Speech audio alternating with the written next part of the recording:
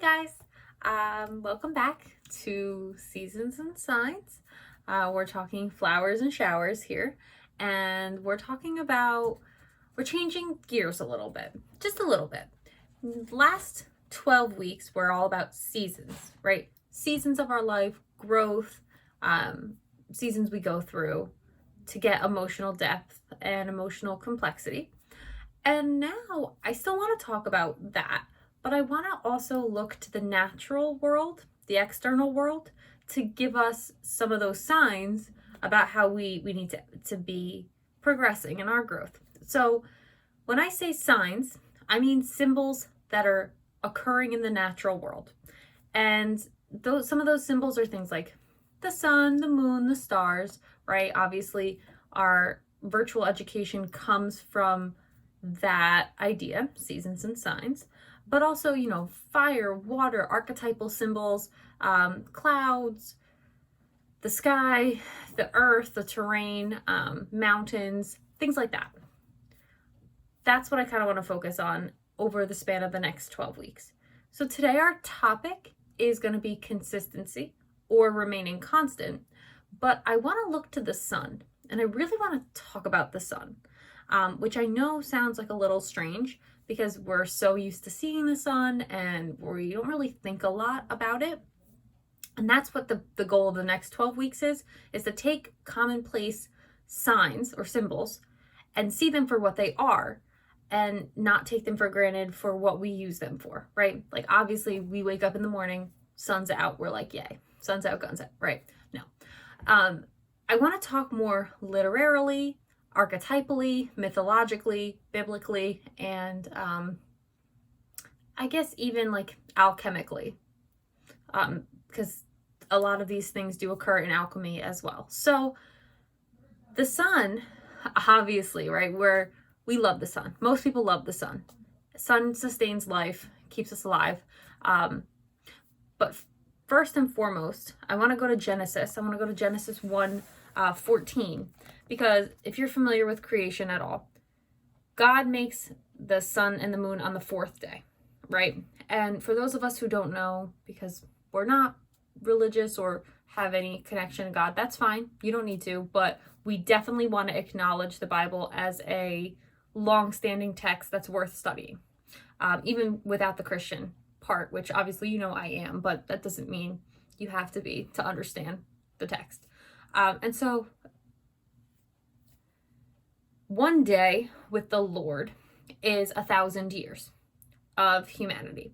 So the Genesis story actually takes place over 7,000 years. 2 Peter 3:8 will tell you that one day with God is 1,000 years. So we're actually on the 4,000th year of creation here. So with that, 1:14 Genesis, and God said, "Let there be lights in the firmament of the heaven to divide the day from the night. And let them be," you should sound familiar, "and let them be for signs and for seasons and for days and for years. And let them be for the lights in the firmament of the heaven to give light upon the earth." And it was so. And God made two great lights, the greater light to rule the day, the sun, and the lesser light to rule the night, the moon. He made the stars also, right? I don't need to go further than that right now. So according to Genesis, God made the sun, one, for us, two, for seasons and signs. You see what I did there? But most importantly, three, for light and to mark time. Right, so we have a sun in the sky that was set there to help us keep time, which it does, right? Our calendar is a Gregorian calendar that is, or Gregorian calendar that is based on the sun. It's a solar calendar. And our days are, based on the sun and the moon. We still do that. Yes, we have clocks, but it's based off of the sun. Our time shifts according to the sun, not the other way around, right? And yes, we have electricity, but nothing's gonna compare to the sun, right? So I like starting off with this idea that the sun was set in the sky as a sign to us that we want to stay constant.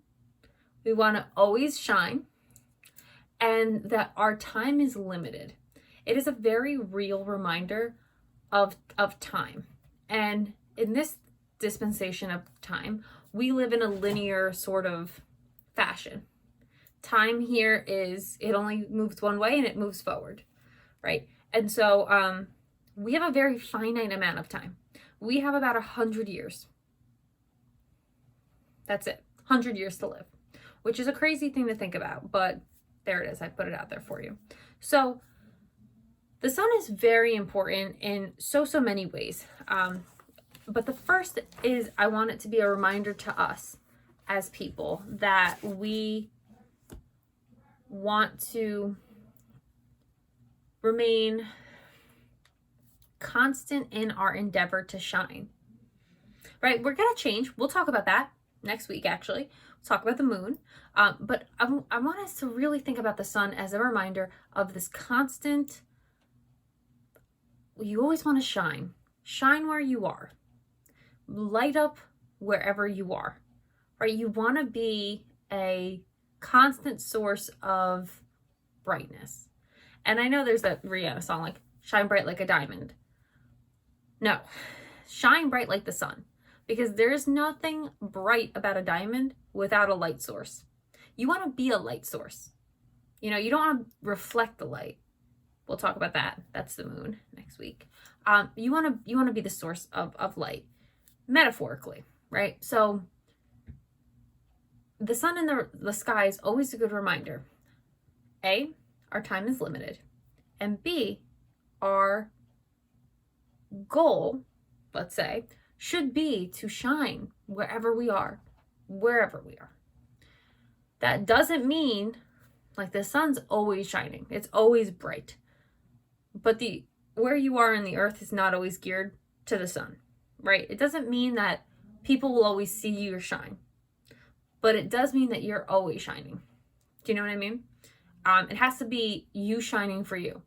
The sun doesn't shine for anything but itself, right? That's just what it's supposed to do. And we should be like that too. We should be shining for ourselves first, and then everybody else can benefit from the shine, right? So that's the first thing. Light, life, and time, and consistency. Now, I want to also go to Ecclesiastes in the Bible, because Ecclesiastes is written to the man who walks under the sun. So, I mean, that's literally what Ecclesiastes means. So, well, Ecclesiastes literally means preacher, but it's preaching to people who are in the flesh body. So, I don't want to read too much, but it talks a lot about the sun here. And that's really important because it reminds us of our finite nature. So, Ecclesiastes, we'll just go right to 1:4, right? One generation passes away and another generation comes, but the earth goes on forever, right? And we'll talk about the earth too. So people come and go, right? But the earth is always here. The sun rises and sets, and it hastens to the place where it rose from originally, right? So the sun just kind of stays in its realm. The wind goes to the south and to the north. It whirls continually, and then it returns again to its circuits, right? So we see the sun is always where it stays. There are seasons, right? The wind goes from the north to the south. There are seasons. The rivers run into the sea, but the sea's not full. Then they return to the place from where the rivers came, right? It's talking about evaporation, that cycle. All things are full of labor. Man can't utter it. The eye isn't satisfied with seeing. The ear isn't filled with hearing, right? It's this idea that, like, we go to work, we labor, we aren't really satisfied. And this is where why I came here. The thing that has been, whatever's happened in the past, is that which shall be, right? So he's talking here, Solomon, who wrote this, anything that happened in the past is what's going to happen again in the future, right? And then that which was done in the past is that which shall be done, again, future. And there is no new thing under the sun, right? So this is the second time consistency witness that I wanted to talk about, because when we're thinking about the sun and it marking time, we experience time linearly, right? In a linear fashion, but nothing's new under the sun. You know, anything that we've seen before, we'll see again. The only constant is change, but the only thing about change is that the more we change, the more we stay the same, right? It's a really tricky thing where, yes, we're always changing, but humankind doesn't really change that much. So that's what Solomon is telling us here in Ecclesiastes. What has happened before will happen again. The sun's been here. It'll continue to be here. It sees it all. The earth lasts, but people don't. So when we look to the sun, and I don't think we do this, we forget that that thing is millions of years old. This earth, millions of years old. So old, right? And we're not really much of anything. Like, we're really short-lived. And the whole point of signs, this part of seasons and signs, is to make us realize how small we are. Because I think we magnify ourselves. And it's not a great trait to always be looking so closely at ourselves. Like, we're the only... Now, on one hand, yes, you want to grow yourself. You want to be your best self. But on the other hand, you also want to realize, like, we're very small. And even though we can have a big impact around on the world around us, we still want to keep ourselves in check, right? I talked a lot about humility and, you know, keeping in check. And that's a good way to stay humble. Like, we're really so small. We're really not here for a long time. So the sun's always going to be, I want the sun for you and for me to be a reminder of consistency. It has been here for a long time. It has stayed constant, and we can work to emulate it. Consistent in our brightness and our shine. And it's also here to mark time, and we don't have a lot of it. The sun has a lot of it. We do not, right? So next time, you know, when you wake up tomorrow and it's sunny, you're like, wow, that sun's been in the sky for millions of years. Because we really don't think about it. I don't think we do anyway. So that's one.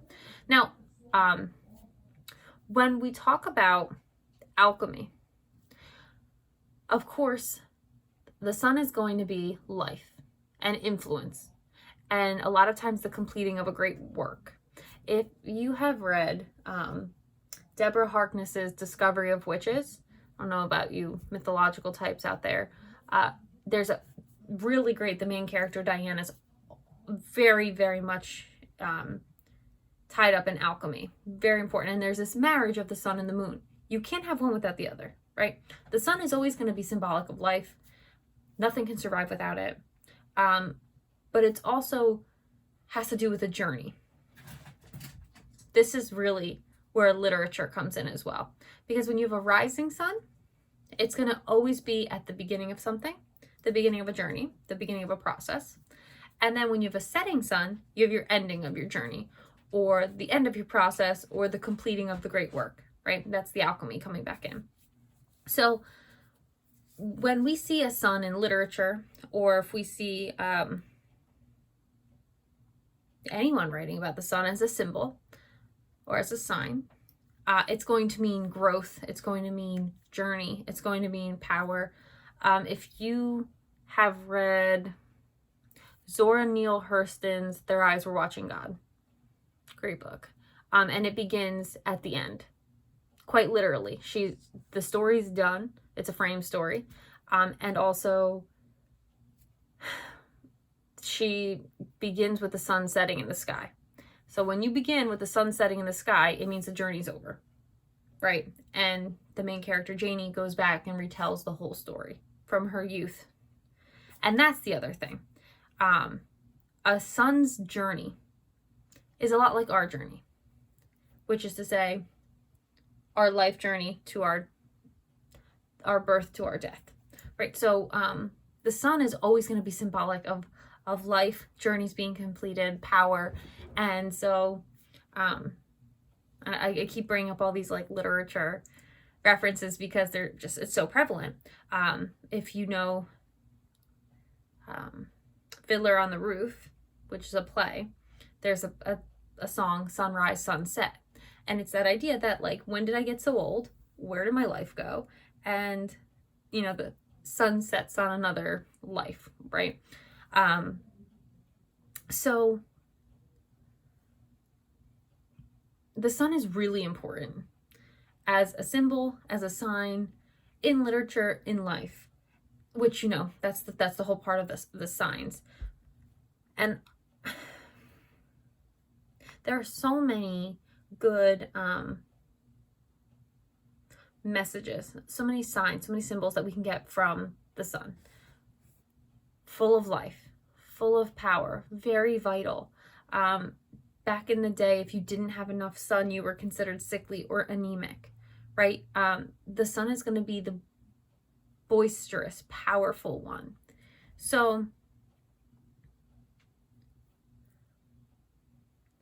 what I really want us to get from this, when we look up at the sky in the morning, in the daytime, is I want us to look at it with new eyes and realize how important the sun is as a sign to us. It was placed there for us. It was placed there to remind us to be constant and to be aware and to be, like, literally be aware of timing, right? It was there for time, and to be full of life and to take the life that we have and really do something important with it, right? So they say a picture's worth 1,000 words, right? I can't describe the sun to you. There's no way I can say it's a ball of fire. I can say it's feels like warmth on your face. I can say you can't look up at it, it'll blind you. But for someone if you've never experienced the sun, I can't describe it to you, right? A picture's worth 1,000 words. But for those of us who are aware of what the sun feels like and looks like, we understand the life-giving power that a sun has. The sun. There's only one sun, right? The sun has. And nothing grows on earth without it. I really want that to sink in. I know that sounds crazy, but if that sun moved an inch closer to us, there'd be no earth. Isn't that wild? There was a solar flare, I think back in 2012, and if that solar flare happened like a week later, life on Earth would have been just completely destroyed and demolished. But because of where we were in position of the solar system at that time, things were okay. It is so fascinating. The sun as a study is so fascinating. And the sun as a concept, as a sign, as a symbol, as a construct is really fascinating to us. I don't know about how many of you suffer from seasonal depression. I know I do. I have a really hard time in the winter because it is so dark and depressing and cold. And I have to work double time to remember how important the moon is and the cold is, which we'll talk more about next time. But the sun can remind us to be powerful, to grow, to embrace our journey, to be constant, to be shining, right? To mark our time because we don't have a lot of it, and to be warm, everybody needs warmth. We will die without warmth. And I think the sun is a really nice reminder of a way for us to be to people. You want to make people feel warm and safe and comfortable, and you can do that by staying humble and being open and accepting, everybody, regardless of their differences. There's just so many good lessons we can learn from these signs out in the universe that we might take for granted.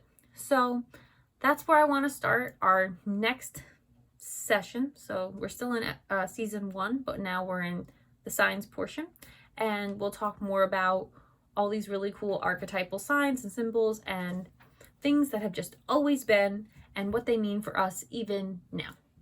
Right, so I hope that you're finding it interesting.